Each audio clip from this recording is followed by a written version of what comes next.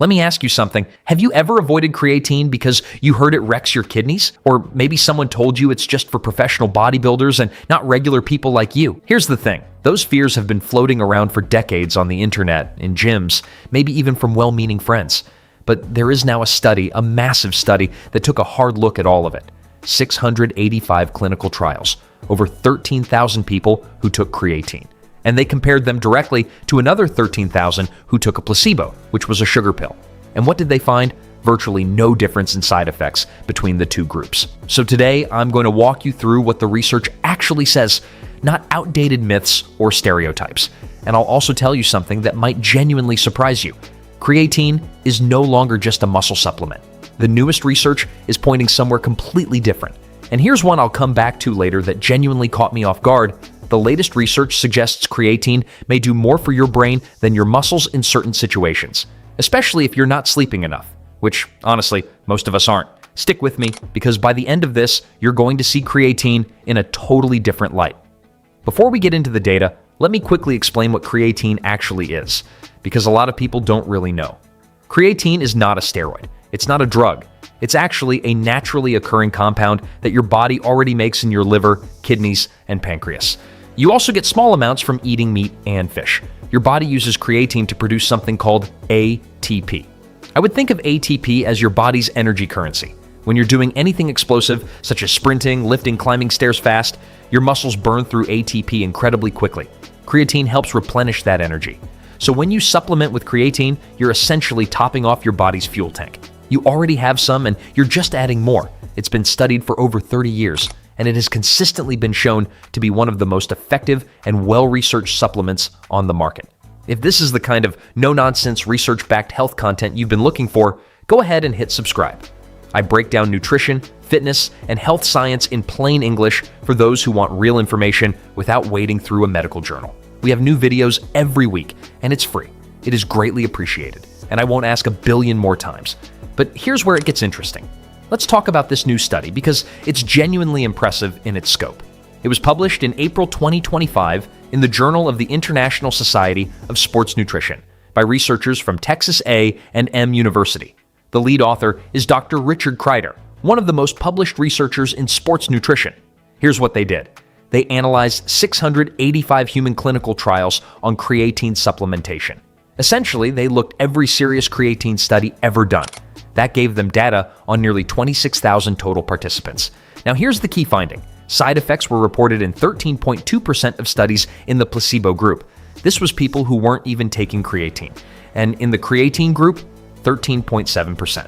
That difference is statistically meaningless. It's like flipping a coin and getting 51% heads instead of 50%. The researchers also looked at specific health markers such as kidney function, liver enzymes, heart health, and sleep. And across all of them, creatine performed no worse than a placebo. So the headline here is simple. In the largest safety analysis ever conducted on creatine, it was found to be no more dangerous than doing nothing. You have nothing to lose. At this point, I want to stop and be transparent with you about something, because I think it matters. This study was funded in part by a company called Alzchem Group, a German manufacturer that actually makes a form of creatine. That doesn't automatically invalidate the research. The funding was disclosed, the data is publicly available, and it's consistent with decades of prior independent research. But you should know it. I'd rather you have all the information and decide for yourself. Good information leads to better decisions. Okay, let's get into the myths because there are a few big ones that just won't go away. This study, along with the broader research, directly addresses them. Myth number 1, creatine damages your kidneys. This is probably the most persistent fear, and it comes from a misunderstanding. When you take creatine, it gets broken down into a waste product called creatinine, with an "ine" at the end.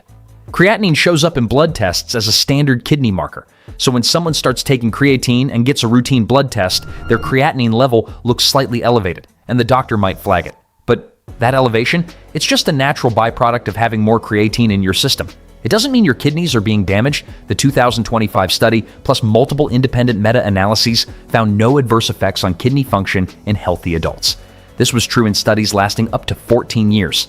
That said, if you already have kidney disease or compromised kidney function, you should absolutely talk to your doctor before taking creatine. Myth number 2, creatine causes dangerous bloating or water retention. Creatine does cause some water retention. That part is true. But the water is being stored inside your muscle cells, not under your skin. It's called intracellular hydration, and it actually supports muscle function. The study found that GI issues were occasionally reported, but they were dose-dependent. To be transparent, I have IBS and have had some bloating issues with creatine monohydrate. When I switched to creatine HCl pills, this went away. Most won't need to do this, but I want you to know the option exists if you run into issues. You would be in the minority, but I am living proof that it happens. They did find that at the standard dose of 5 grams per day, GI symptoms were minimal and comparable to placebo in the study. Myth number 3, creatine is only for young men who want to get huge. This one is completely outdated and leads perfectly into the next section, because the newest research is reshaping who creatine is actually for. Stay with me for this next part, because what the research is now showing about creatine and your brain is genuinely the most surprising thing I found putting this video together. It changed how I personally think about this supplement.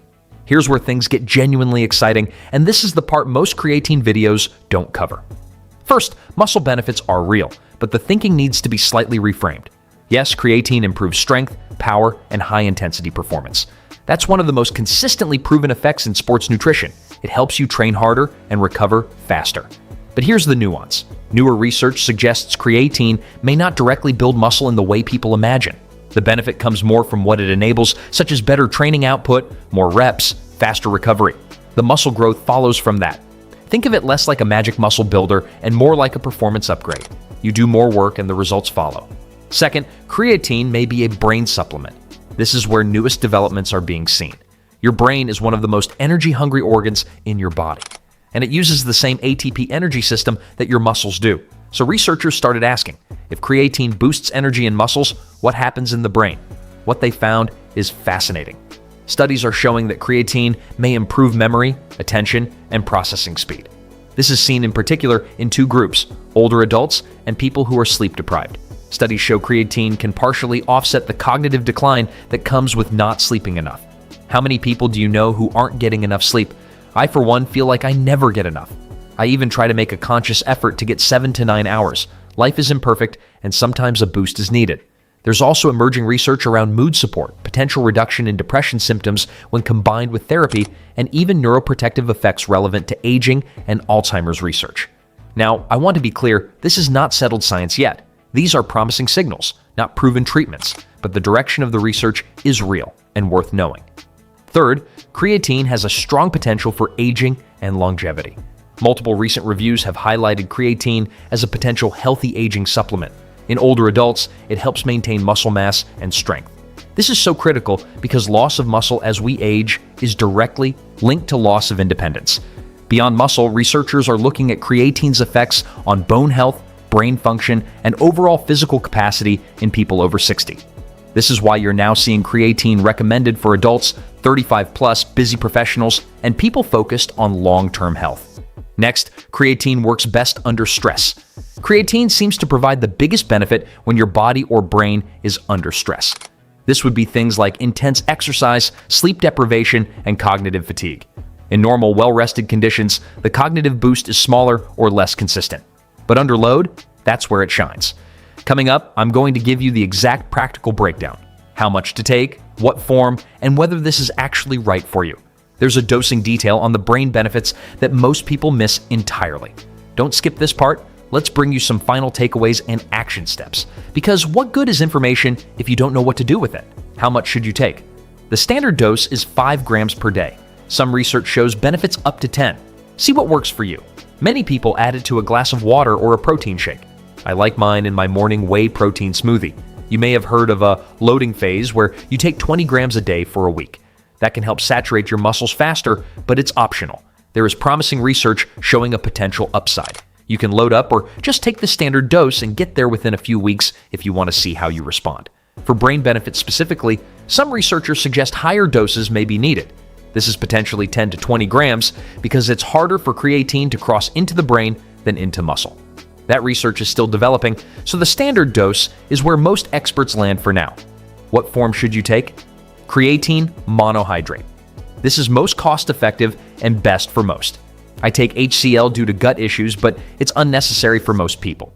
Monohydrate is the most studied form, the cheapest, and there's no convincing evidence the other versions are meaningfully better. Don't let marketing convince you otherwise. Who is this for? Honestly, most healthy adults or those trying to get healthier. If you want better workout performance, that's the obvious use. But if you're over 30, focused on staying sharp and independent as you age, or just regularly sleep deprived, there's a growing case for creatine beyond the gym. If you have kidney disease, are on medications that affect kidney function, or are pregnant, talk to your doctor first. These are your big picture takeaway from all of this. Creatine is still one of the best performance supplements ever studied. The safety data is overwhelming, and the emerging research on brain health, aging, and stress resilience is making a compelling case that this isn't just for athletes or bodybuilders. It is for everyone for multiple reasons. It should be one of your top couple of supplements to include. The myths? They're not supported by the evidence, but the nuance matters. It is a performance tool, not a magic pill. And the brain research is real, but still evolving. I'll link the 2025 study in the description below if you want to read it yourself.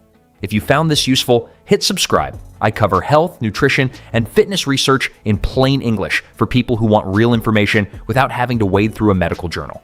I'll see you in the next one. Before you go, check out our last video on citrulline malate. It's definitely worth your time.